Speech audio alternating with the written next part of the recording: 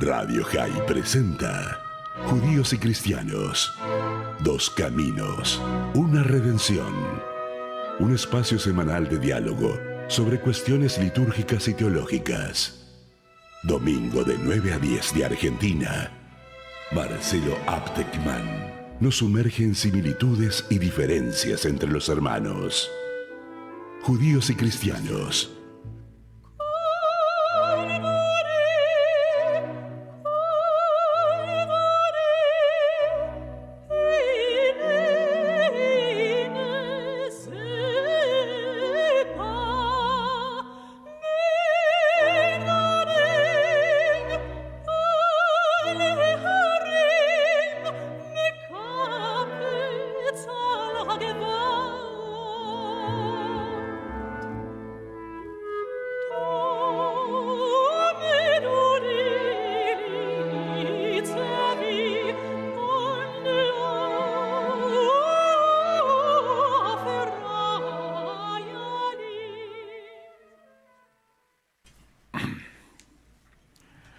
Hola, Shalom,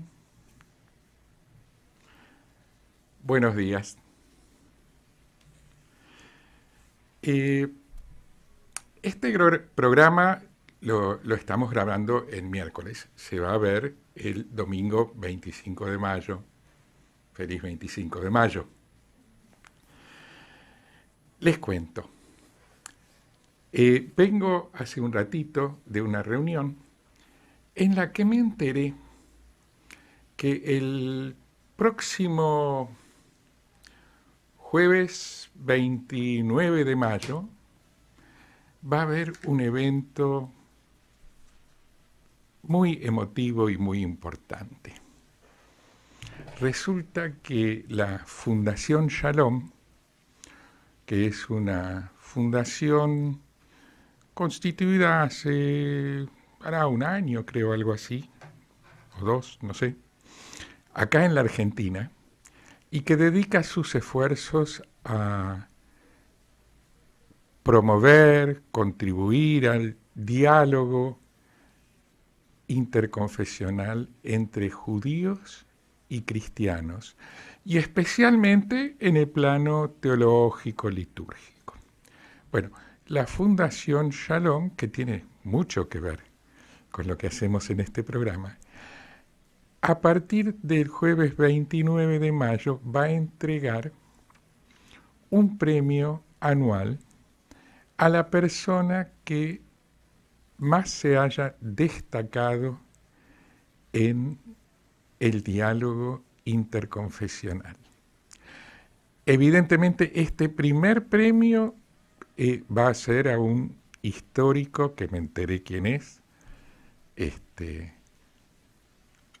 Su nombre empieza con J y apellido con K. No sé si ya le avisaron, yo me enteré recién. Bueno, Jaime Copec va a ser el ganador del primer premio que se va a otorgar el premio en una ceremonia en el aula magna de la Facultad de Humanidades de la Universidad del Salvador, aquí en la ciudad de Buenos Aires, sobre la calle Tucumán. Después le ponemos el flyer, ahí tiene bien la dirección, a metros de Avenida Callao. La entrada es libre, gratuita. Va a ser una reunión donde, una reunión breve de homenaje al señor Jaime Copec y la primera entrega del premio. Convergencias se llama el premio. Es una obra, esos son réplicas de una obra que a esos efectos donó un escultor argentino que también va a estar en esa ceremonia, el maestro Alejandro Ferreiro.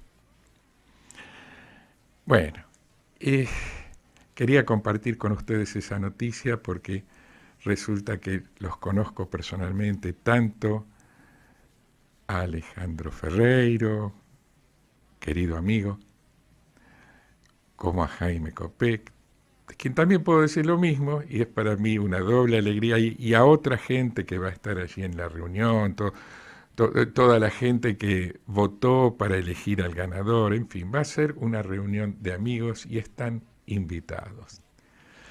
Quienes estén viendo, escuchando este programa, están invitados a compartir un rato, de conocer y escuchar a gente interesante que se dedica al diálogo interconfesional y a tomar un cafecito, alguna cosita que pone la Universidad del Salvador también.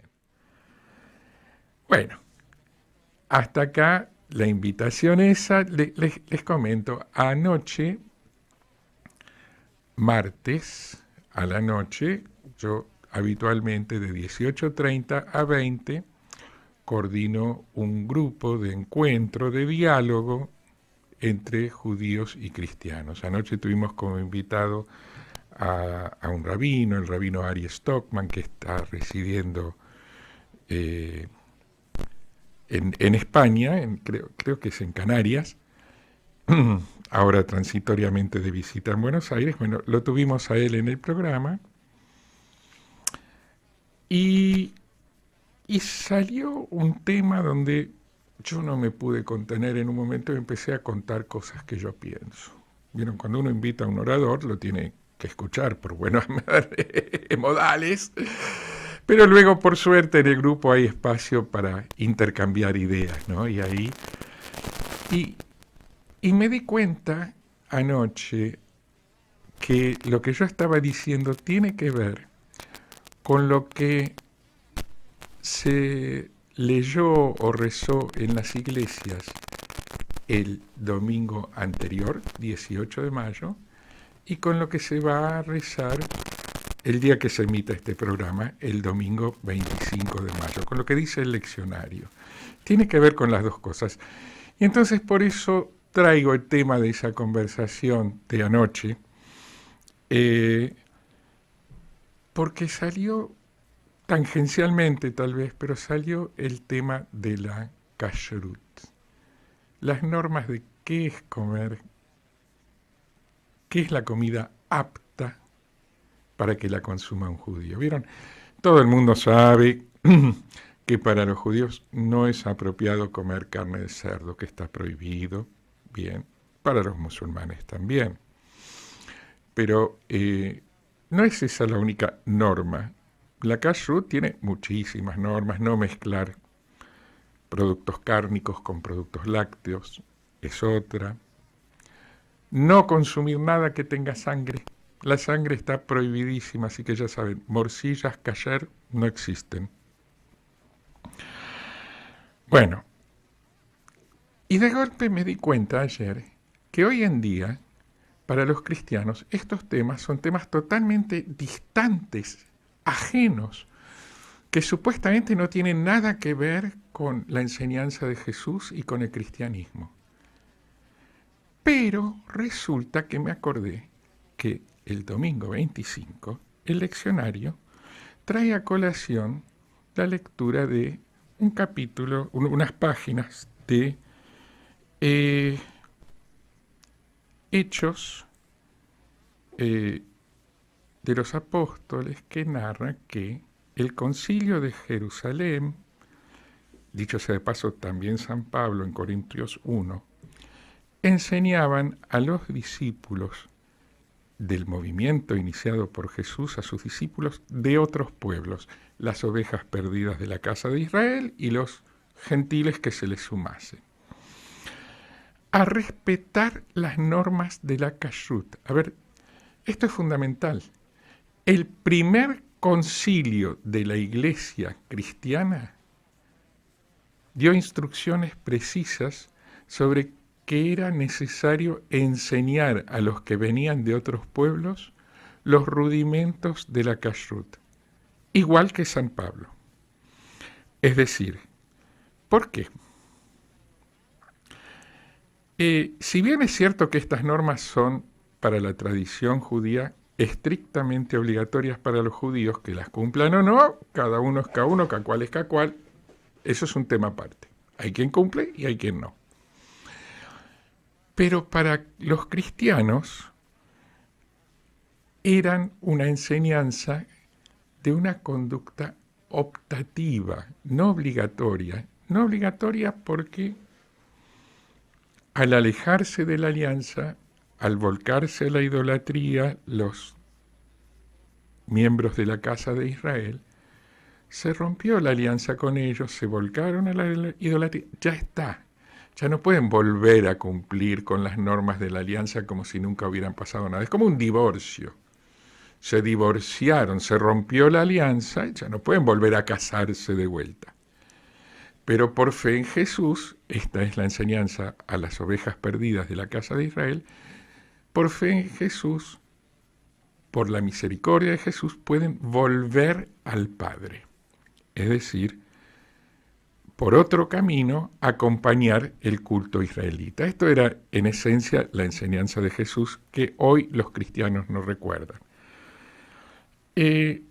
Pero el Concilio de los Apóstoles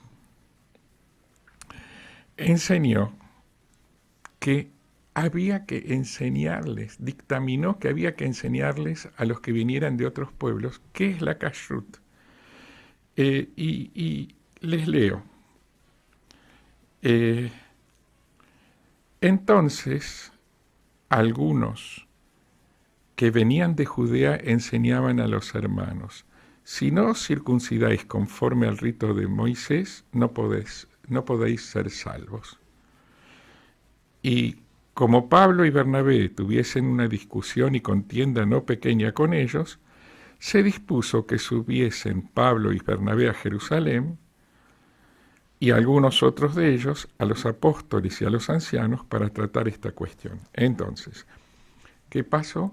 Hubo una discusión entre algunos discípulos judíos de Jesús y Pablo y Bernabé, también discípulos judíos de Jesús, pero hubo algunos de los discípulos judíos de Jesús que decían: no, si esta gente no está circuncidada, no pueden ingresar a la iglesia. Entonces el Concilio de los Apóstoles, que eran también judíos ellos, aclaremos esto, dijo: no, son gente venida de otros pueblos que no son judíos. Entonces se reunieron para tratar la cuestión y ¿qué dictaminaron? El versículo 22 dice: entonces pareció bien a los apóstoles y a los ancianos con toda la iglesia elegir de entre ellos varones y enviarlos a Antioquía con Pablo y Bernabé, y escribir por conducto de ellos, versículo 23, y los ancianos y los hermanos, a los hermanos de entre los gentiles que están en Antioquía, en Siria y en Cilicia. Salud. Bien, saludan a los hermanos de la iglesia gentiles. Por cuanto hemos, versículo 24, por cuanto hemos oído que algunos que han salido de nosotros, o sea, judíos, a los cuales no dimos orden, os han inquietado con palabras, perturbando vuestras almas, mandando circuncidaros y guardar la ley, nos ha parecido bien, habiendo llegado a un acuerdo, se pusieron de acuerdo en el concilio, elegir varones y enviarlos a vosotros con nuestros amados Bernabé y Pablo. Porque ha parecido bien al Espíritu Santo y a nosotros no imponeros ninguna carga más que estas cosas necesarias. Versículo 29. Que os abstengáis de lo sacrificado a ídolos, de sangre, de ahogado y de fornicación, de las cuales cosas, si os guardareis, bien haréis. Pasadlo bien. ¿Qué significa esto? Esta proclama del Concilio de Jerusalén. Les están diciendo a la gente de otros pueblos que se abstengan de la carne no sacrificada según el método de sacrificio de la kashrut, que es considerada por la kashrut y por la tradición judía carne sacrificada a ídolos. Es el motivo por el cual un judío practicante no va a una carnicería común, sino que va a una carnicería kasher. No quiere decir que realmente haya sido sacrificado a un ídolo, quiere decir que no fue sacrificado de acuerdo a la metodología de la kashrut. También les dicen que se abstenga de sangre, una norma fundamentalmente importante para la kashrut. De ahogado, honestamente no sé a qué se refiere, pero si se mata a un animal por asfixia, esa carne no es kasher, porque debe ser sacrificado de la manera estándar para la kashrut. Y de fornicación también está. Claro, meten todo, ¿cómo? Mezclan qué tipo de carne se puede comer, con qué vida sexual se puede tener. Esto lo voy a explicar en un minuto. Pero también la sexualidad, hay una sexualidad kasher. Ahora bien, y les dicen que no es obligatorio para ellos, pero que si los cristianos decidieran por su libre voluntad, conscientemente, comportarse de acuerdo a cómo se comportaba Jesús, que dijo que no vino a cambiar ni una sola letra de la ley, bueno, el concilio de Jerusalén, el hasta ahora primero y único, ojalá que algún día se reúnan en un segundo concilio de Jerusalén. Las veces que se reunieron le fue muy bien, le fue muy bien. Ahora va a ir por el aniversario del concilio de Nicea, su santidad el Papa, a reunirse con el patriarca de la Iglesia Ortodoxa Oriental, en base a un abrazo que se dieron en Jerusalén, en base a otro abrazo que se dieron décadas atrás Juan Pablo II con un patriarca también en Jerusalén. Cuando suben a Jerusalén los cristianos, en Jerusalén se reconcilian. El concilio primero de Jerusalén, allá a mediados del siglo I, les dijo que si podían comer kasher por su propia voluntad, no estaban obligados a hacerlo porque no son judíos, no hay una alianza firmada que los convoque a tener que hacerlo. Pero si querían hacerlo, les iba a hacer bien. ¿Y esto dónde quedó en la tradición cristiana? Miren, pero no es solamente que Jesús dijo que no venía a cambiar ni una sola tilde, ni una sola letra de la ley, y que el concilio de Jerusalén invita a los cristianos a comer kasher. San Pablo, en 1 Corintios 10, 14 a 33, voy a saltear algunos versículos para que no se me duerman, pero en el 14, por ejemplo, dice, por tanto, amados míos, huid de la idolatría. Versículo 21. No podéis beber del Señor, de la copa del Señor y la copa de los demonios. No podéis participar de la mesa del Señor y de la mesa de los demonios. Haced todo para la gloria de Dios. Esta frase, haced todo para la gloria de Dios, es la esencia de la kashrut, como voy a explicar en un ratito. Pero bueno, en el versículo 23 de 1 Corintios 10 dice, todo me es lícito para los que vienen de otros pueblos, todo les es lícito, pero no todo les conviene. Todo me es lícito, pero no todo edifica. El sentido de que los cristianos coman kasher es un sentido edificante, como dijo el concilio de Jerusalén, les haría bien. En el versículo 24 dice, ninguno busque su propio bien, sino el del otro. De todo lo que se vende en la carnicería, comed, sin preguntar nada por motivos de conciencia. No están obligados por motivos de conciencia a comer kasher. ¿Por qué? Porque del Señor es la tierra y su plenitud, y no son judíos obligados a comer kasher. Pero si algún incrédulo os invita y queréis ir, de todo lo que os ponga delante comed sin preguntar nada por motivos de conciencia. Así que a alguien, a un discípulo de Jesús, venido de otro pueblo, lo invitan a comer una parrillada y no se va a ir a poner a preguntar, che, pero esta carne es kasher. No, no tiene ningún motivo de conciencia para tener que andar preguntando eso. Puede comerla tranquilo, porque las normas de la kashrut no aplican como leyes para su vida. Es una recomendación que se le hace comer kasher. Y luego viene el versículo 28. Mas si alguien os dijere, esto fue sacrificado a los ídolos, no lo comáis. Pero no lo comáis por causa de aquel que lo declare, que lo declaró, y por motivos de conciencia. ¿Por qué? Porque del Señor es la tierra y su plenitud. Pues si coméis o bebéis o hacéis otra cosa, el sexo del que hablábamos antes, la sexualidad, hacedlo todo para la gloria de Dios.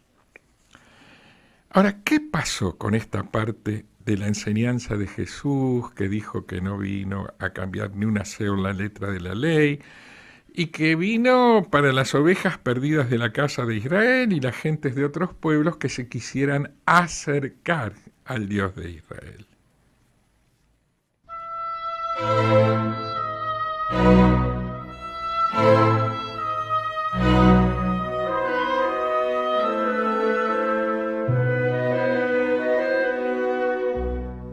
Transmite LRL 331 para su canal de frecuencia 242.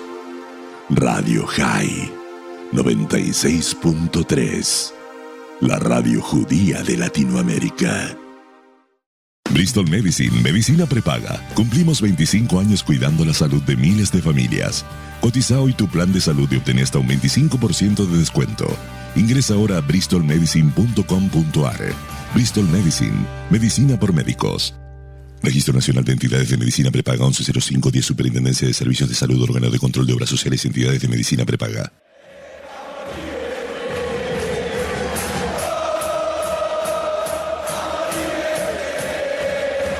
La actualidad deportiva, institucional y política de River Plate la escuchás en Código River. Los jueves de 20 a 22. Código River. Con la conducción de Gustavo García por Radio High. Yo soy del vicio de River Plate y con el corazón yo te sigo. Usina de Justicia. Estamos con las víctimas. usinadejusticia.org.ar. Damas y caballeros, con ustedes Coffee Break tiene de todo y para todos. Después del pensando y durante el morfando, Coffee Break, el programa que estabas esperando. O tal vez no. La pasta sin queso es como el amor sin beso. De 10 a 13, de lunes a viernes, Dani Salzman y su equipo acompañan tu mañana para que la conviertas en mediodía. Desde siempre y como siempre en Radio High. ¿Querés escuchar un buen programa? No escuches el Coffee Break. Puedes bajar la app de Radio High para Google y Android. Y escucharnos e interactuar desde cualquier lugar del mundo. Para Google y Android. La mejor música. Radio High, la radio judía de Latinoamérica.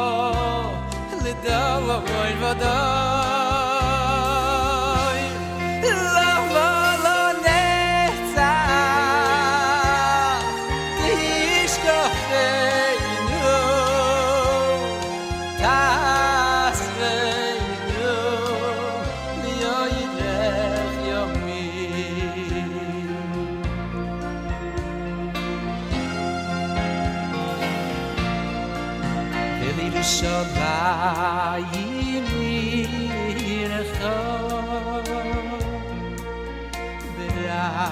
ברחמים תשוב ושישכון בסוייך כאשר דיברת ולירושלים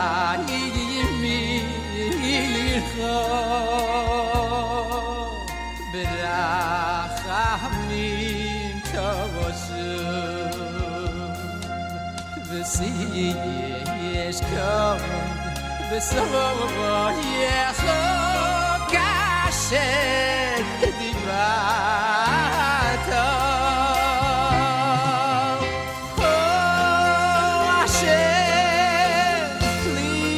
Tell us why 2,000 years your children still cry.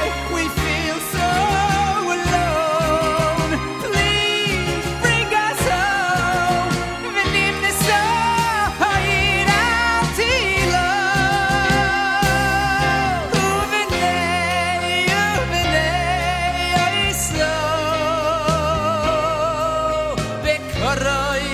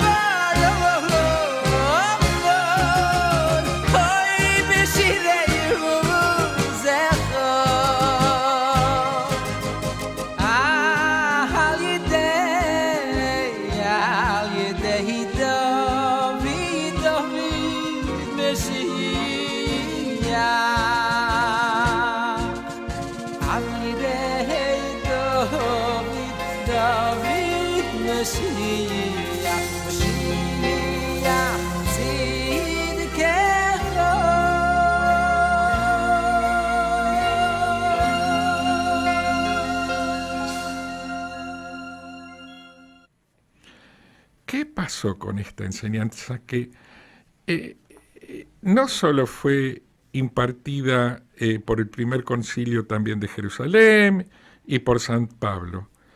¿Por qué hoy en día los cristianos no la consideran algo propio y la ven como una anécdota local, particularista, contraria a la enseñanza universal de Jesús?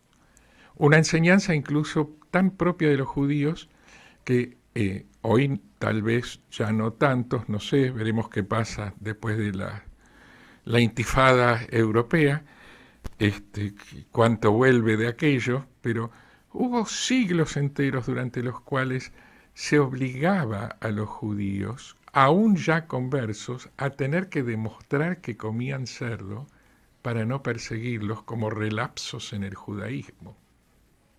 O sea, comer kasher era considerado por las autoridades eclesiásticas, por la Inquisición, un delito. ¿Saben quiénes son los chuetas? Resulta que en la isla de Mallorca había les cuento, una comunidad de judíos que allá por 1490 y algo se convirtieron al cristianismo para que no los maten. Y como la Inquisición los investigaba y perseguía, tomaron la costumbre de todos los viernes a la noche freír chuletas de cerdo, que en dialecto mallorquín se llaman chuetas, para que el olor de la fritura de cerdo saliera inundando sus casas hasta la calle, y así los vecinos supieran que los chuetas estaban comiendo cerdo, ya no eran judíos. El nombre chueta, así y todo, fue siempre un nombre peyorativo. Y hasta el día de hoy conozco descendientes de chuetas, cristianos a esta altura, descendientes de 400 años de cristianos, todavía marginados y señalados, y que todavía tienen que comer cerdo para demostrar que no son judíos. ¿Qué pasó para que se diera vuelta tanto la taba? A mi entender es un tema importante. En la conversación de anoche alguien dijo, no, pero fueron solamente unas pocas décadas y después, bueno, la cristiandad al ver que había judíos recalcitrantes que insistían en el tema, abandonó totalmente por ese motivo la kashrut. Puede ser eso que a alguno le molestara, pero si el concilio de Jerusalén les dijo que les convenía comer kasher, y el primer manual, la primer Torá de la cristiandad, antes de que se escribieran los evangelios se escribieron en el año 80, pero antes de eso existió la didajé, palabra griega, enseñanza, quiere decir en castellano, que es una palabra griega que quiere decir lo mismo que Torá en hebreo, enseñanza, instrucción. La didajé era el manual por el cual regían sus vidas los discípulos no judíos de Jesús para aprender a comer kasher o a respetar la kashrut de los judíos y en alguna medida participar de ella, aunque no les era obligatoria, para aprender a descansar en Shabbat, aunque no les era obligatorio, porque no forma parte de las leyes de Noé, que son las que aplican para todo el mundo y también para los discípulos no judíos de Jesús. Pero había que explicarles en qué consisten estas normas para que pudieran vivir como judíos, entre judíos, cosas que hicieron hasta el año 80. Y enterraban a sus muertos en las catacumbas de los judíos en Roma, hasta el año 80. Pero luego en el año 80 sucedió algo.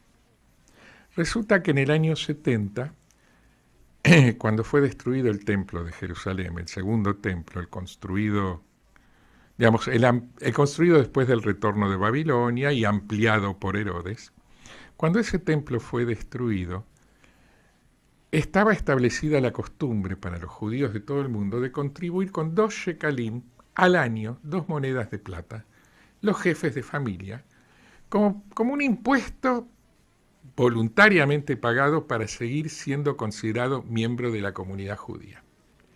Y había canales de recolección de ese dinero que llegaba finalmente a Jerusalén para el mantenimiento del templo. Así como hoy en día existen la KKL y otras organizaciones que recaudan dinero entre judíos para enviarlo a Israel con diferentes fines. Bueno, la cuestión es que en el año 70 los romanos destruyeron el templo, pero los judíos piadosos en toda la diáspora seguían aportando 2 monedas de plata al año, los jefes de familia. Y seguían estando los canales de recaudación que llevaban ese dinero a Jerusalén. Entonces un emperador romano dictaminó que ese dinero se incautaba y se iba a usar para el mantenimiento del templo de Júpiter Capitolino en Roma, un templo que estaba muy venido abajo. Después de unos años lo levantaron. Claro, los judíos tenían que seguir pagando porque estaba registrado que venían cada uno cuánto pagaba. Y la inteligencia militar romana dijo, pará, si esta gente recauda el dinero y llega a Jerusalén, que sigan pagando porque esta plata viene bien para demostrarles que el templo de Jerusalén no se va a levantar nunca más y que el que cuenta ahora es el Júpiter Capitolino de Roma. Esto fue en el año 70. En el año 80, otro emperador romano decidió ampliar ese impuesto a los no judíos étnicamente, pero que vivieran como judíos o entre judíos. Y ahí metió la brecha. Y no solo eso, amplió el impuesto a quienes tenían que pagarlo, y de cuánto era, de ser 2 shekalim por jefe de familia al año, pasó a ser de 20 shekalim por cada judío. Y ahí ya era un dinero que muchos de los discípulos no judíos de Jesús no podían pagar. Recordemos que la mayoría eran en el año 80 gente humilde, esclavos incluso. No podían pagar esa suma. Entonces a las comunidades de discípulos de Jesús en el año 80 no les quedó más remedio que dejaron de usar la Didaché y se quedaron sin una Sagrada Escritura propia, y ahí empezó recién la redacción de los Evangelios para formar el canon del Nuevo Testamento, que ya venía con esta consigna previa de que había que demostrar que los cristianos no eran judíos y no iban a vivir como judíos. Yo creo que eso se metió en la letra del Nuevo Testamento y es motivo de un rescoldo de la enseñanza del desprecio que ojalá algún día la cristiandad revise. Sus Sagradas Escrituras van a seguir siendo sus Sagradas Escrituras, y lo que está escrito, no hay que reescribirlas, pero hay que aprender a leerlas con otros ojos, entendiendo por qué fueron redactadas así. Los judíos lo hemos hecho. Ojo por ojo hoy no significa arrancarle un ojo al que... No, significa pagar una indemnización. Porque, bueno, esa ley vino de otro lado. Y cuando en uno de los salmos se canta junto a los ríos de Babilonia que uno querría agarrar a los hijos del enemigo y reventarlos contra las rocas, estamos hablando de un momento en el que los israelitas, en Babilonia, sufrieron esa conducta como víctimas y cantan en un salmo que ojalá algún día pudieran hacer ellos lo mismo. Si uno sabe esto, entiende ese horror que los cristianos incluyen como parte de su Antiguo Testamento, sin cuestionarlo, y entiende que es ajeno al espíritu de la práctica judía, y a nadie se le va a ocurrir en el pueblo judío usar ese salmo como argumento para andar asesinando bebés, por favor, no. Pero siguen nuestras Sagradas Escrituras. ¿Qué pasó? Aprendimos a interpretarlas de otro modo. Bueno, ojalá algún día los cristianos aprendan a interpretar, qué sé yo, cuando el Evangelio de San Juan dice, porque vosotros los judíos sois hijos del diablo, y desde el comienzo de los tiempos no habéis tenido otra intención más que cumplir con la voluntad de vuestro padre el diablo. Ahí queda un rescoldito de la enseñanza del desprecio contra los judíos. No hay vuelta, está ahí. Entonces, forma parte de los evangelios, hay que respetar qué es la Sagrada Escritura, pero hay que enseñarle al lector cristiano cómo interpretar por qué aparece eso ahí. Yo les estoy contando por qué aparece. Porque en el año 80, antes de que se escribieran los evangelios, tuvieron que dejar de comer kasher para no ser identificados como gente que vivía como judíos o entre judíos, porque si no, iban a padecer lo que padeció el pueblo judío. No solamente pagar un muy oneroso impuesto, sino que seguir siendo perseguidos como judíos. Evitaron eso, pero pagaron un precio. El precio de olvidar sus raíces judías, incluso de renegar de ellas. Y entonces, un poco en defensa de la memoria, yo no quiero convencer a nadie de que coma kasher, aclaro, ni de que no coma kasher, aclaro. Me parece que esas cosas cada uno llega por una evolución personal que tiene que ver tal vez con lealtades, que tiene que ver con cosas emocionales, no es una cuestión racional. Pero yo quiero explicarles a los cristianos especialmente qué sentido tiene comer kasher. Que no se trata de no comer chancho porque está prohibido a los judíos y ya está. Y hay un sentido profundo que tiene que ver con una perashá, una parte de, ustedes saben, las Sagradas Escrituras del pueblo judío se leen también, nosotros tenemos nuestro leccionario, digamos, donde los primeros 5 libros de la Biblia, el Pentateuco, se divide en fragmentos y esos fragmentos cada semana se lee uno. Y así se va leyendo a lo largo de un ciclo anual. Existen algunas comunidades que tienen un ciclo trienal, pero la gran mayoría del pueblo judío hoy en día tiene un ciclo anual, en el cual semana a semana se van leyendo en la secuencia en la que aparecen en la Torá fragmentos. Uno de esos fragmentos, cada uno de esos fragmentos es una parashá, que a su vez se fracciona en séptimos y cada día se lee un pedacito. Uno de esos fragmentos es la parashá Nasó, que va, lo digo en cristiano, de números 4:21 hasta números 7:89. Es larguísima, es la más larga parashá de todo el año litúrgico judío. Ahora bien, que en un principio parece una cosa muy heterogénea, una colección de temas que parecen no estar relacionados entre sí. Por ejemplo, está la narración de las familias levíticas de Gershón y Merari, y que su tarea era llevar ciertos artículos necesarios para el funcionamiento del tabernáculo cuando iban caminando por el desierto.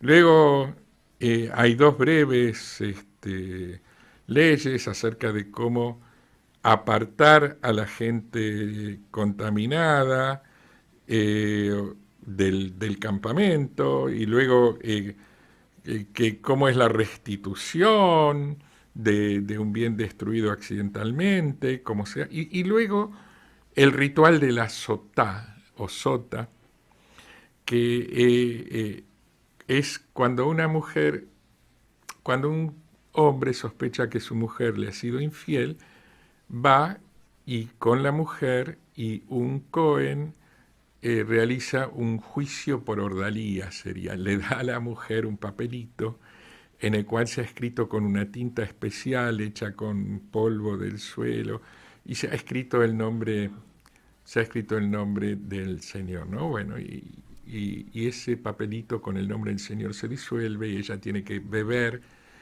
Es un ritual complicadísimo que hace milenios que no se practica. Bueno, después vienen las leyes del nazireato, o sea, son leyes sobre centenares de cosas. Y en el medio de todo este desarrollo está la bendición de los Kohanim, una de las plegarias más antiguas de la humanidad, todavía en uso de manera continua, desde hace miles de años. Y esta plegaria termina con la palabra paz.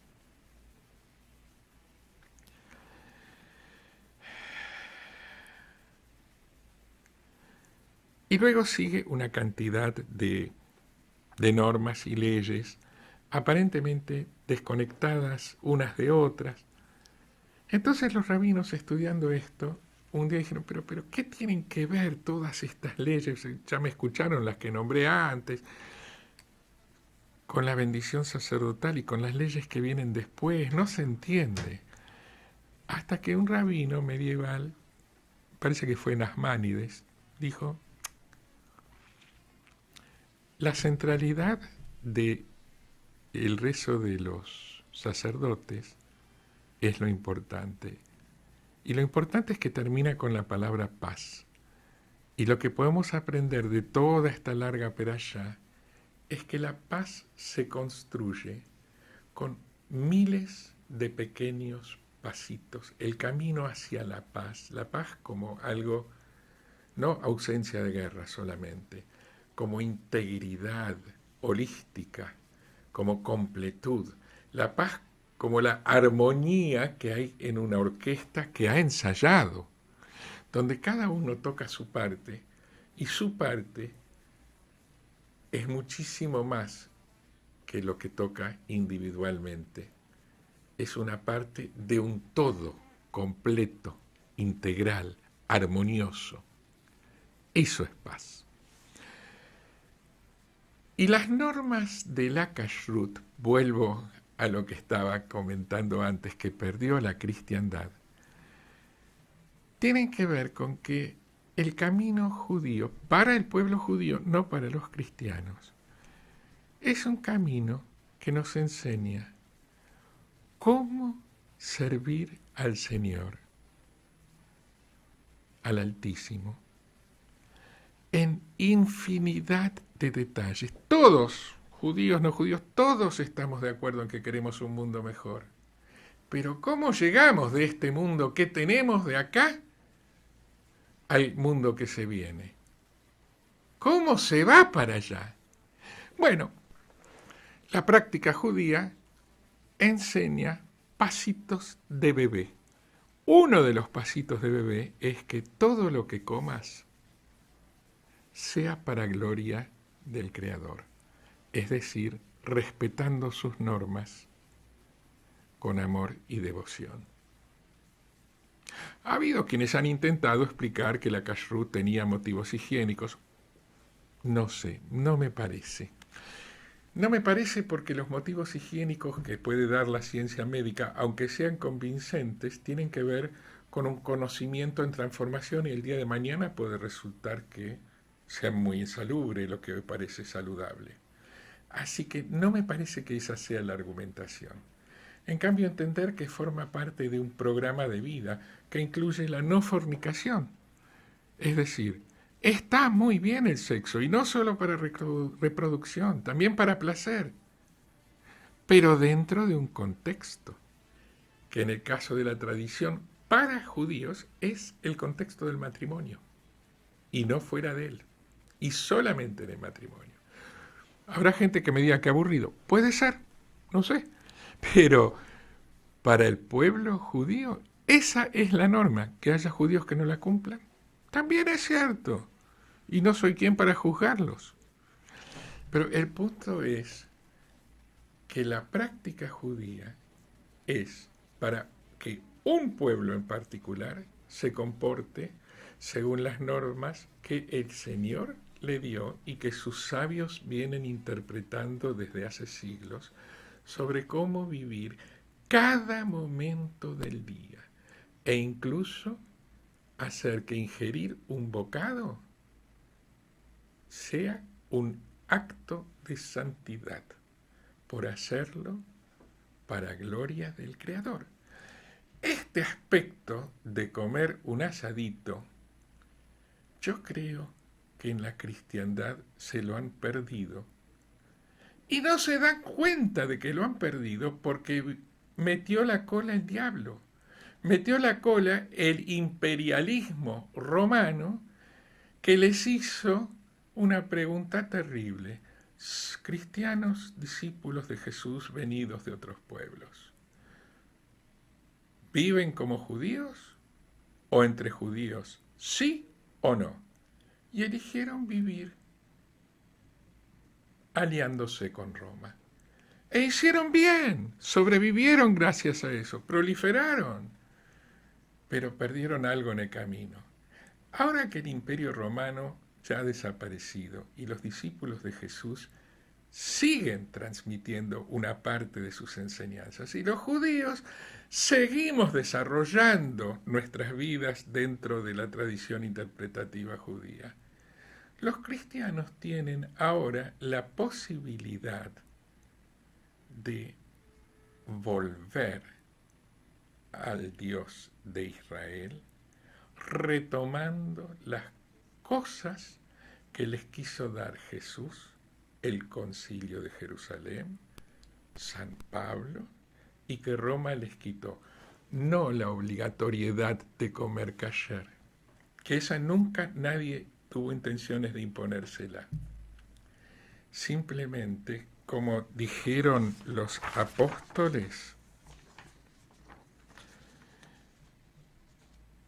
el versículo 31 de lo que se va a leer este domingo, ahora mientras estoy hablando, se va a pasar este domingo, Si pues coméis o bebéis o hacéis otra cosa, hacedlo todo para la gloria de Dios.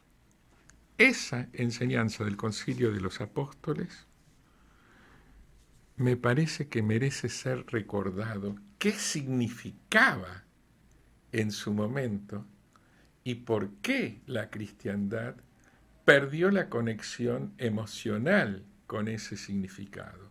Es decir, lo van a leer el domingo, van a entender que los apóstoles les estaban diciendo: vengan a compartir el asadito con nosotros y sepan que nosotros no cocinamos cualquier carne y no vamos a poner morcilla en la parrilla por algo. Que ustedes en su casa pueden hacer lo que quieran, pero queremos que sepan cómo es esto de vivir como judío o entre judíos. Eso lo perdieron y ojalá algún día lo puedan recuperar.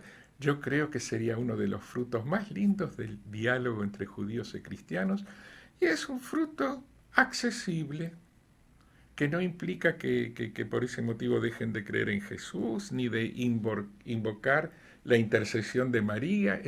Tienen su religión, pero para realmente entender que judíos y cristianos tenemos cada uno su camino, y que son dos caminos diferentes, pero que son dos caminos de salvación, y entender en serio que el camino judío es un camino de salvación, les vendría bien recuperar lo que el Concilio de los Apóstoles y San Pablo explícitamente quisieron enseñarles.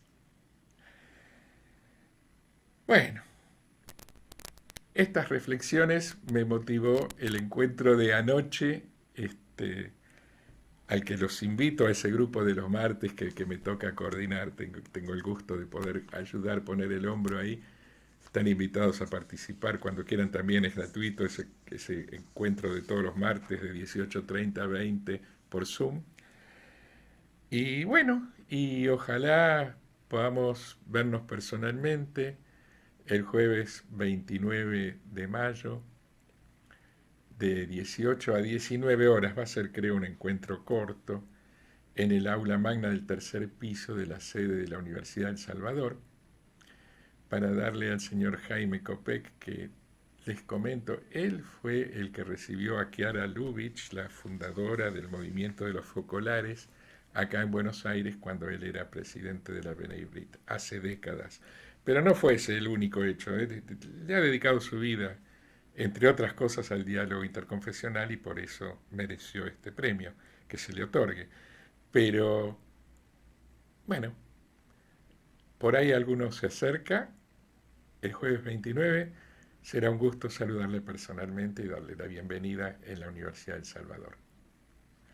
Y si no es ahí, tal vez nos veamos el domingo siguiente. Shalom, shalom.